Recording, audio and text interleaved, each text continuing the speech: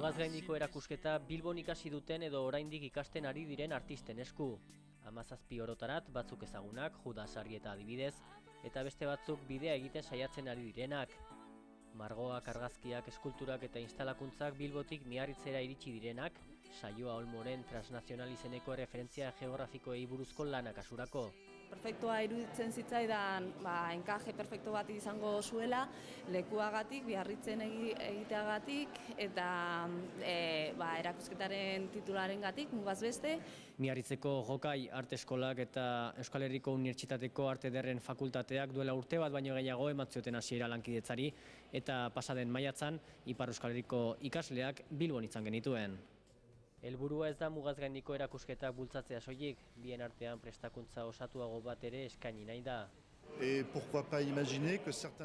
Ongi legoke hemengo ikasleek Euskal Herriko Unibertsitatean masterra egiteko aukera izatea.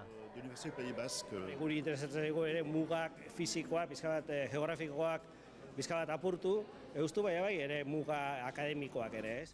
Artearentzat mugarik ez dagoela erakutsi nahi dute, eta horretarako buruan ditugunak ezabatu behar dira lehenik.